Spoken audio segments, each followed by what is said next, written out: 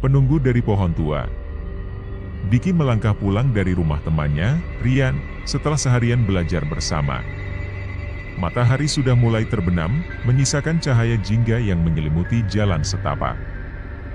Di tengah perjalanan, dia melewati sebuah pohon tua yang menjulang tinggi, cabang-cabangnya tampak seperti tangan yang merentang ke arah langit. Diki merasakan angin sejuk bertiup, namun ada sesuatu yang aneh di sekitar pohon itu, seolah ada aura yang membuatnya tidak nyaman. Saat Diki mengendarai motornya, tiba-tiba bunyi, krek, datang dari arah ban belakang. Dia menghentikan motor dan melihat ban belakangnya pecah. Dengan menggerutu, dia turun dan mulai mendorong motornya. Jalanan sepi, dan hanya suara langkah kakinya yang terdengar. Namun, saat mendorong motor, dia merasakan ada sesuatu yang berat. Seolah ada beban tambahan yang menghalangi jalannya. "Ah, ini pasti hanya perasaanku," gumam Diki, berusaha menenangkan diri. Setelah beberapa meter, Diki merasakan pandangannya tertuju pada spion motornya. Di bangku motor bagian belakang, dia melihat sosok wanita bergaun putih, rambut panjangnya mengalir seperti air terjun. Diki terperanjat dan segera menoleh ke belakang. Namun, tidak ada siapa-siapa. Hanya kesunyian malam yang menyambutnya.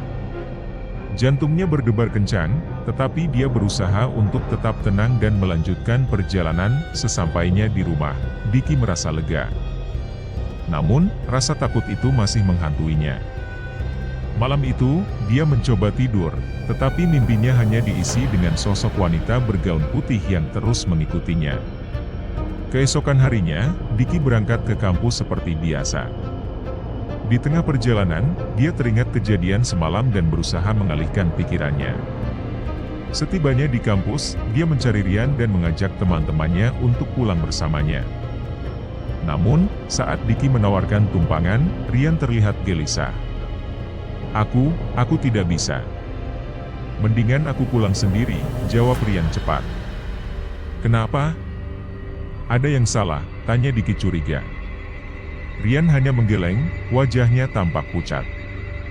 Diki merasa aneh, tetapi tidak memaksa. Saat Rian sudah pergi, dia meraih ponselnya untuk menghubungi teman-temannya yang lain. Tak lama setelah itu, dia menerima telepon dari Rian. "Diki, aku tidak mau menumpang motormu," suara Rian terdengar panik. "Karena ada sosok wanita bergaun putih dan berambut panjang duduk di kursi motormu." Diki terdiam. Rasa takut yang semalam muncul kembali. Apa yang terjadi sebenarnya? Kenapa Rian bisa melihatnya? Dia merasa terjebak dalam situasi yang tidak bisa dia pahami. Dengan rasa cemas, Diki memutuskan untuk kembali ke rumah, tetapi kali ini dia merasa ada yang mengawasi. Saat malam tiba, Diki tidak bisa tidur. Dia teringat kembali akan pohon tua itu. Sebuah ide muncul dalam benaknya, dia harus kembali ke pohon itu untuk mencari tahu apa yang sebenarnya terjadi. Dia mengenakan jaketnya dan mengambil motor. Berbekal keberanian yang tersisa, Diki meluncur menuju pohon tua tersebut. Sesampainya di sana, suasana terasa lebih mencekam dari sebelumnya. Diki menghentikan motornya dan mematikan lampu. Dalam gelap, dia merasakan hawa dingin menyentuh kulitnya. Dengan hati-hati, dia melangkah mendekati pohon tua itu. Saat mendekat, dia merasakan sesuatu yang aneh, seolah ada sesuatu yang mengundangnya untuk lebih dekat. "Siapa di sana?" Diki berteriak, suaranya menggema di malam yang sunyi. Tak ada jawaban. Diki melangkah lebih dekat, dan saat itu, dia merasakan getaran di tanah di bawah kakinya. Seperti ada suara samar yang memanggil namanya. Dia mencoba menenangkan diri, tetapi rasa takut semakin mendorongnya untuk pergi. Namun, ada sesuatu yang menariknya untuk tetap berada di sana. Tiba-tiba, dari balik pohon, dia melihat sosok wanita bergaun putih itu muncul. Rambutnya panjang, menutupi wajahnya. Diki merasa seakan jantungnya berhenti berdetak. Dia ingin berlari, tetapi kakinya terasa berat. Wanita itu mulai melangkah mendekat, dan Diki merasakan sesuatu yang tidak bisa dia jelaskan. Diki, suara wanita itu terdengar lembut dan menggema di telinganya.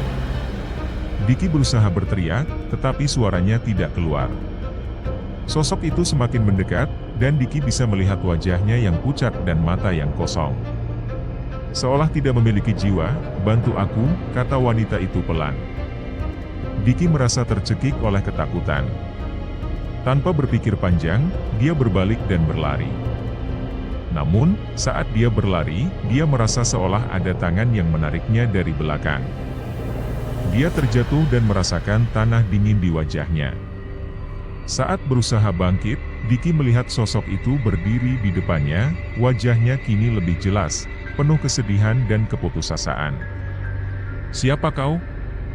Kenapa kau mengikutiku?" tanya Diki, suaranya bergetar. "Bantu aku menemukan kedamaian," wanita itu menjawab, suaranya seperti desiran angin. Diki merasakan ada sesuatu yang mengalir dalam dirinya, seolah mengerti apa yang harus dilakukan. Dia ingat kisah-kisah yang pernah didengarnya tentang arwah penasaran. "Apa kau terjebak di sini karena sesuatu yang kau tinggalkan?" tanyanya. Wanita itu mengangguk pelan. "Aku tidak bisa pergi, aku terikat pada tempat ini." Diki tahu dia harus berbuat sesuatu. "Apa yang bisa aku lakukan untuk membantumu?" "Temukan benda yang kuhilangkan, itu adalah kunci agar aku bisa pergi." Diki merasa tertekan. Namun, dia juga merasa ada harapan untuk membantu. Dia mulai bertanya, "Apa benda itu? Di mana aku bisa menemukannya?" Wanita itu menunjuk ke arah pohon tua dengan jarinya. "Di bawah akarnya, jika kau menemukannya, aku akan pergi." Dengan penuh tekad, Diki bergegas menuju akar pohon itu. Dia mulai menggali dengan tangan kosong, jari-jarinya terasa sakit, tetapi dia tidak peduli. Dalam gelap, dia merasa ada sesuatu yang menariknya, membuatnya lebih bersemangat. Akhirnya, setelah beberapa lama menggali, Diki menemukan sebuah kotak kecil yang sudah lapuk. Dia membuka kotak itu, dan di dalamnya terdapat sebuah gelang yang berkilauan meski sudah tertutup debu. Diki merasakan aliran energi saat melihat gelang itu, dan dia tahu itu adalah benda yang dimaksud. Dengan cepat, dia kembali kepada wanita itu. "Apakah ini?" Diki menunjukkan gelang tersebut. Sosok wanita itu tampak terkejut dan haru. "Ya, itu adalah milikku," katanya dengan suara yang penuh harapan. Diki memberikan gelang itu kepadanya. "Sekarang, kau bisa pergi, kan?" Wanita itu tersenyum lembut. "Terima kasih, Diki. Kau telah membebaskanku." Saat gelang itu menyentuh tangan wanita itu, cahaya terang mengelilinginya. Diki terpesona dan merasakan ketenangan menyelimuti tempat itu. Wanita itu perlahan-lahan menghilang, meninggalkan Diki sendirian di malam yang sunyi. Keesokan harinya, Diki menceritakan semua yang terjadi kepada Rian dan teman-temannya. Mereka tidak percaya pada awalnya, tetapi Diki menunjukkan gelang itu sebagai buktinya.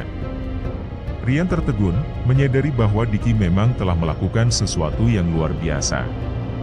Sejak kejadian itu, Diki tidak pernah lagi merasakan kehadiran wanita bergaun putih itu. Dia merasa lebih ringan, seolah beban di punggungnya telah terangkat.